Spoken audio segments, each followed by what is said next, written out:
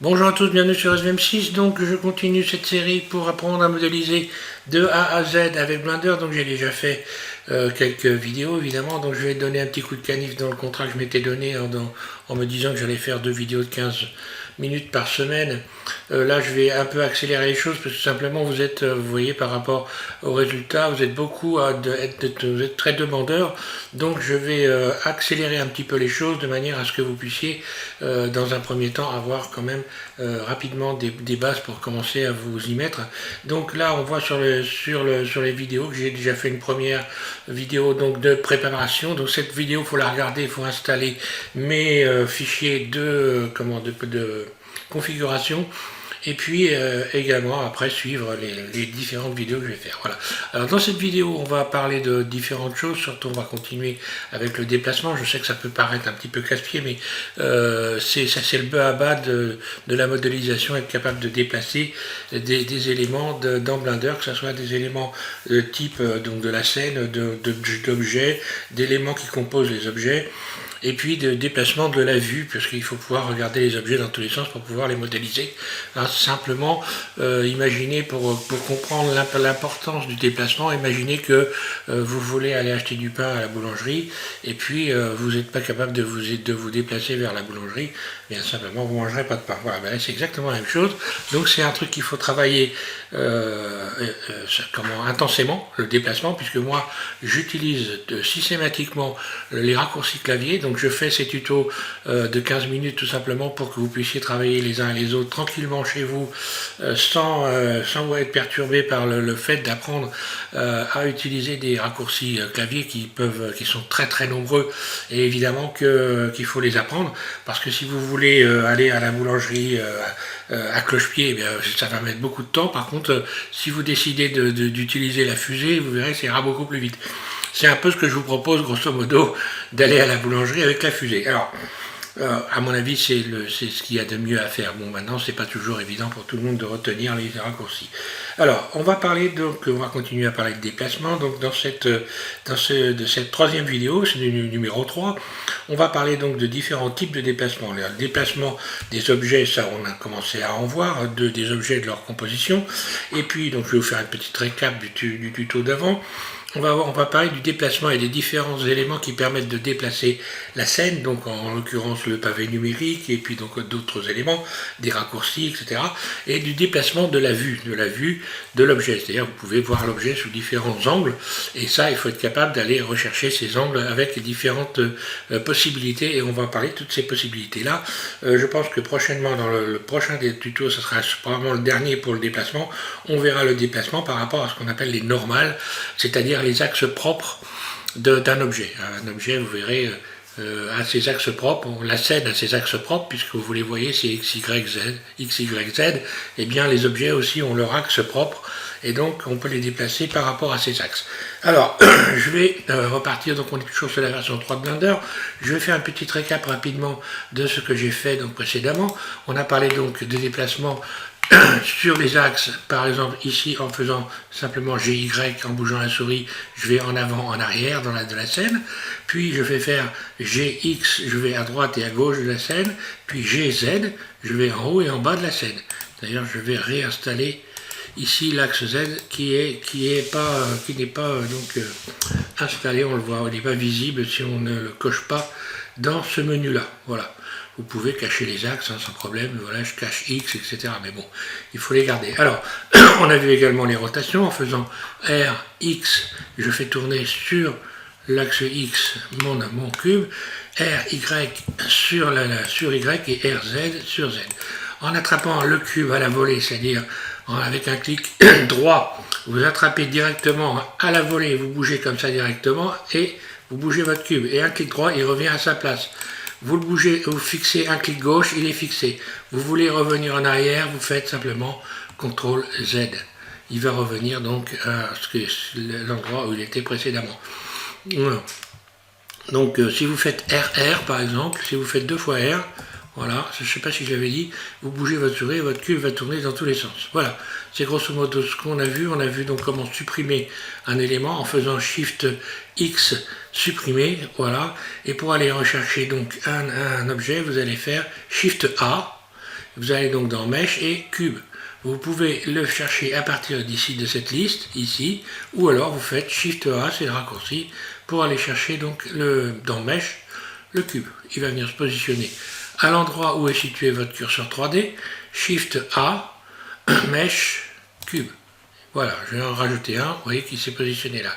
Je vais supprimer ce cube en faisant Shift X, supprimer, puis je vais ramener mon curseur 3D ici au centre en faisant Shift C. Voilà, donc là on voit que ça a zoomé en même temps, ce qui est complètement normal, ça vient recentrer l'objet sur le centre de la scène, enfin, ça vient recentrer la vue sur le centre de la scène. Alors, on va commencer à parler donc des déplacements des objets par rapport donc au mode dans lequel on est. Donc là vous avez deux modes pour la modélisation. Ici, enfin il y en a même plusieurs. Lorsque vous sélectionnez un objet, en cliquant dessus d'ailleurs, en ce qui concerne la sélection des objets, vous ne pouvez agir sur un objet que si vous l'avez sélectionné. Donc il faut bien se rappeler de ça. Si vous ne sélectionnez rien, bien vous pourrez faire tout ce que vous voudrez, vous n'arriverez pas à faire GX, il n'y a rien qui bouge. Voilà, GX, je viens de le faire, il n'y a rien qui bouge. Il faut donc sélectionner les éléments pour qu'ils puissent être modifiés ou déplacés, etc. Donc ça c'est important à savoir parce que ça peut arriver des fois on oublie de sélectionner les éléments.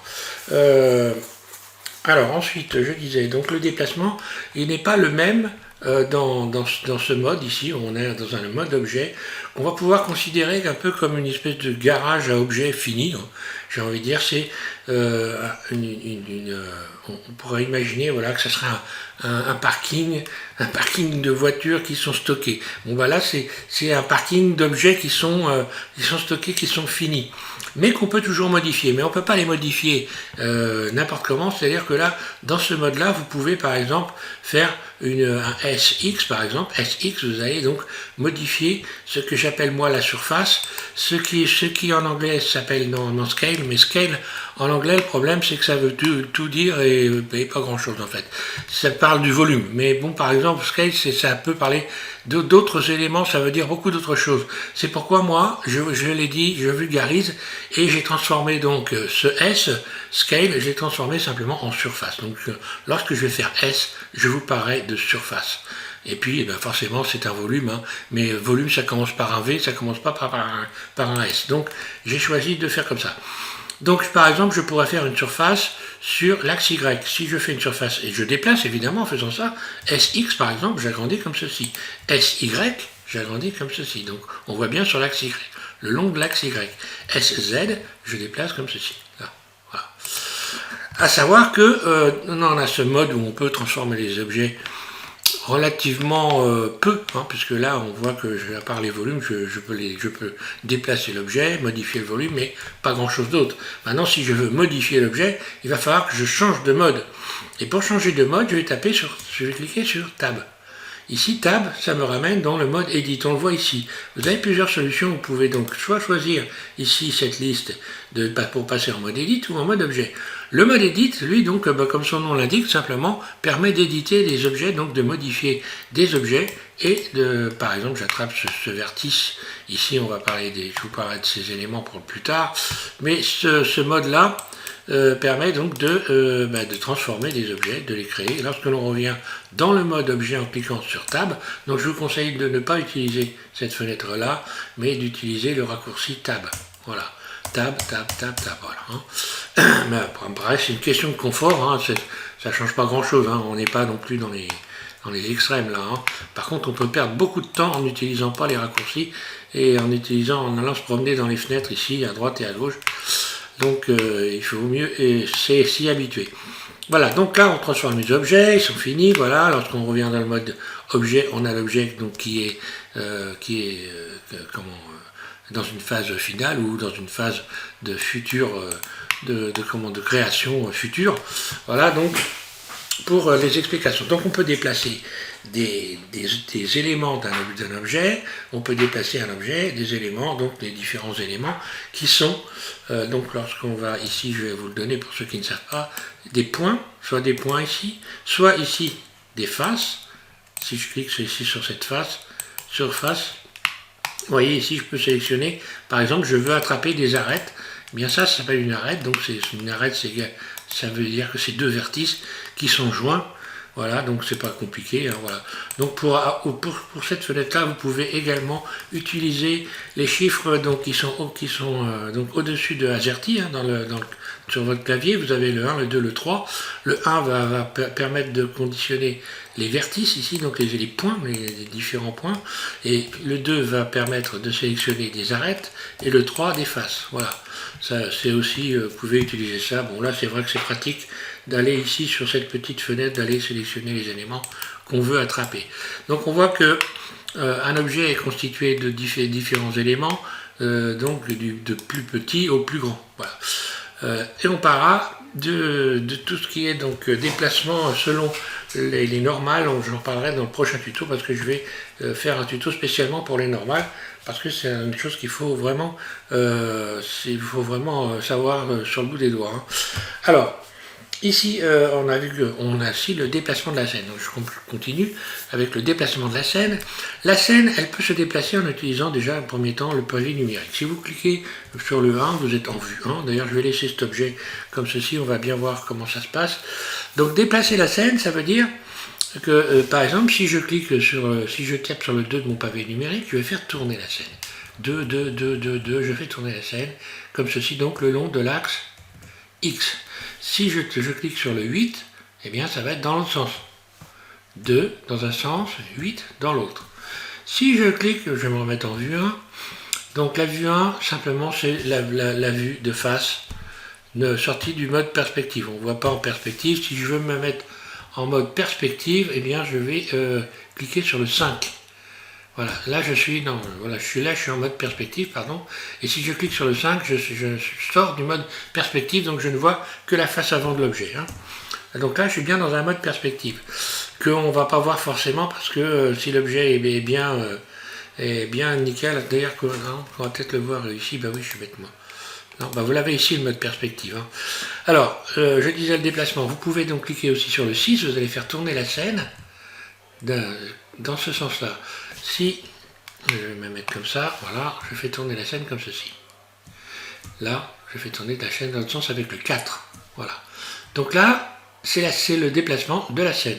Donc on peut déplacer la scène. En ce qui concerne donc par contre le 1, là on parle de vue. On ne va pas parler du déplacement de la scène, on va parler de vue.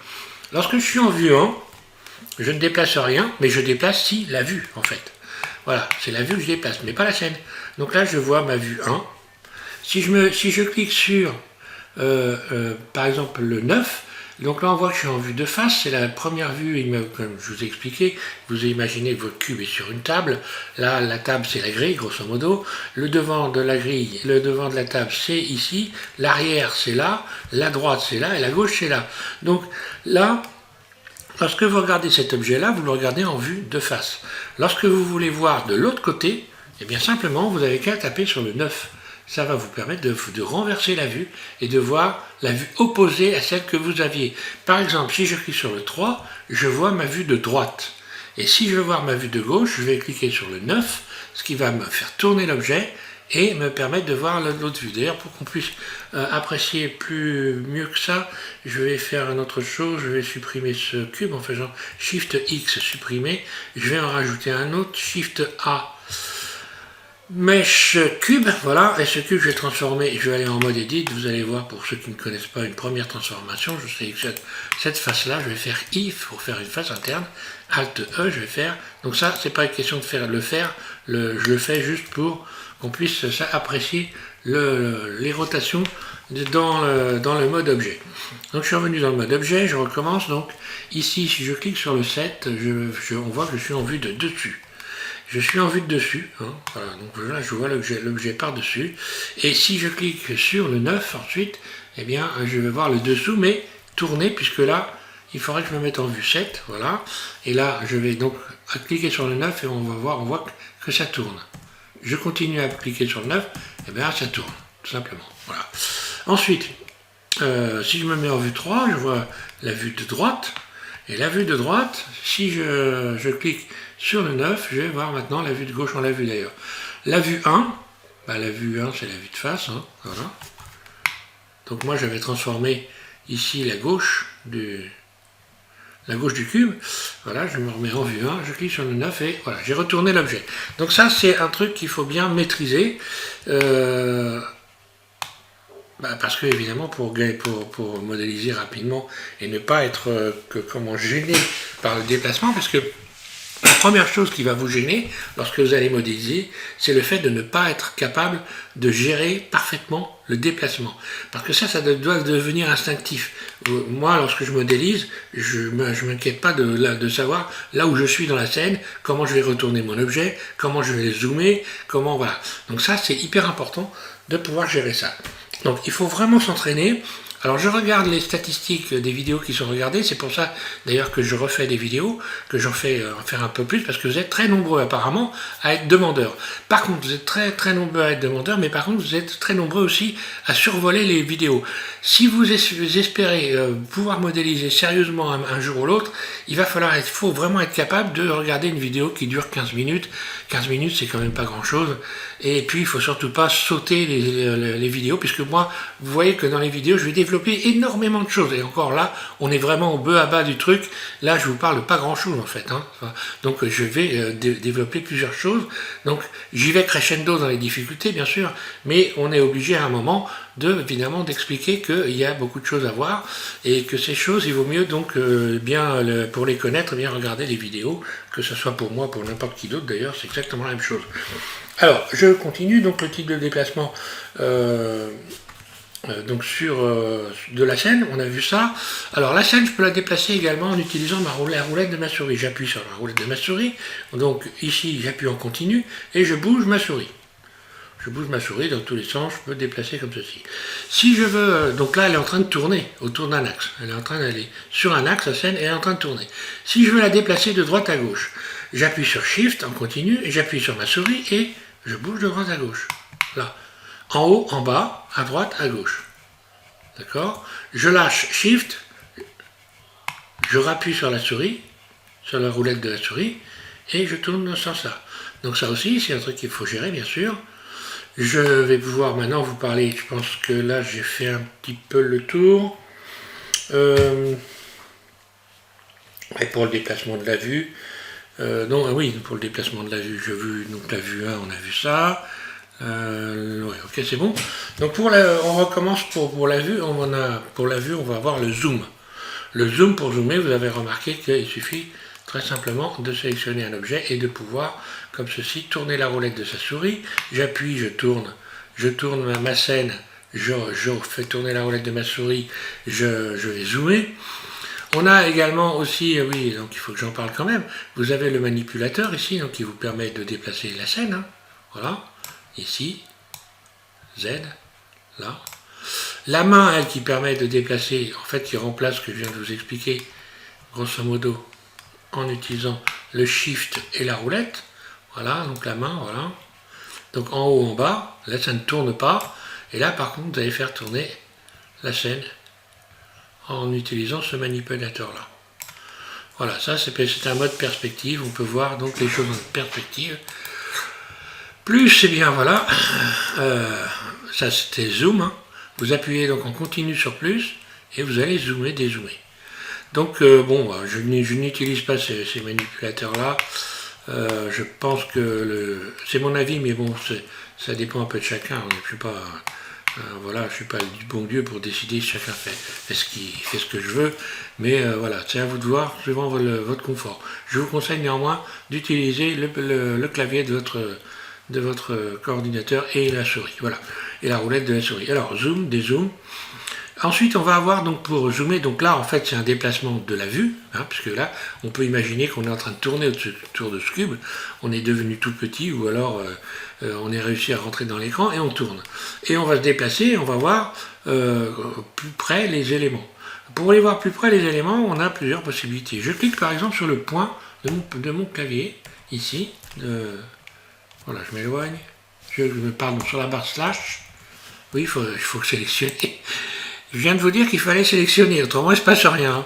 Donc vous sélectionnez un objet, vous cliquez sur le point. Et vous voyez que ça a zoomé sur le point de votre pavé numérique. Ça a zoomé. Vous faites la même chose, je recule avec la roulette, ici, vous cliquez sur la barre slash de votre pavé numérique. Et voilà ce qui se passe. Vous avez zoomé.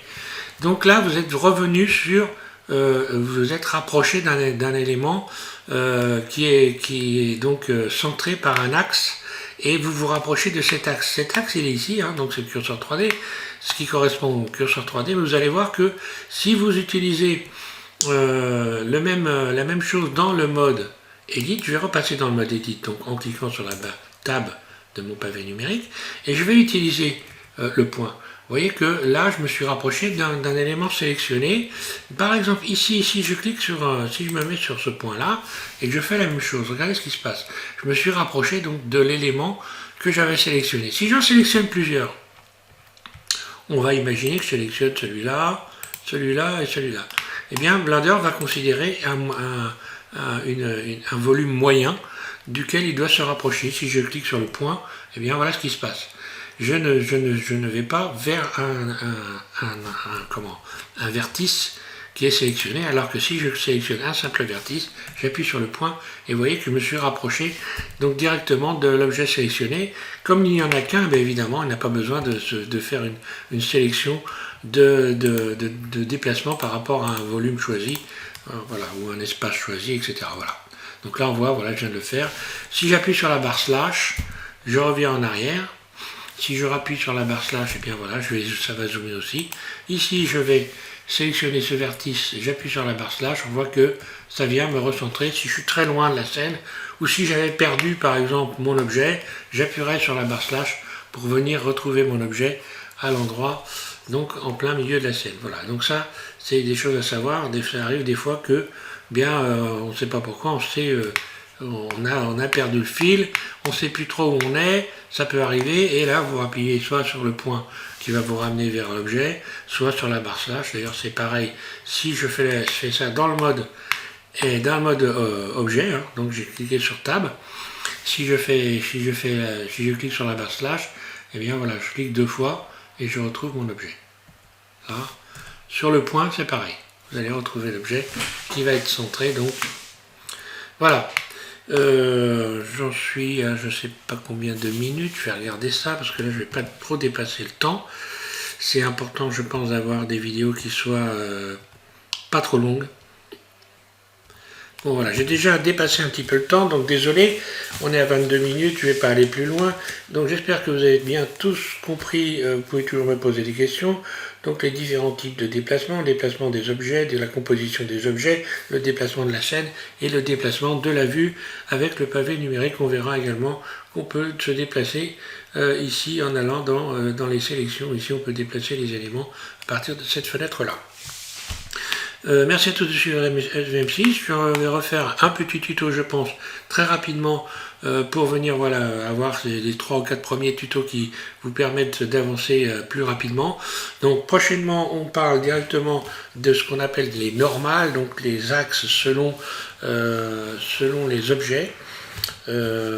L'orientation en fait des différents éléments d'un objet qui compose un objet, on parlera de ça, et après on va pouvoir directement rentrer dans le vif du sujet en commençant à modéliser et en passant donc dans le mode d'édition où je vais commencer à vous expliquer les choses, un tas de choses qui vont vous permettre de commencer à créer des objets intéressants. Voilà, merci à tous, bon courage.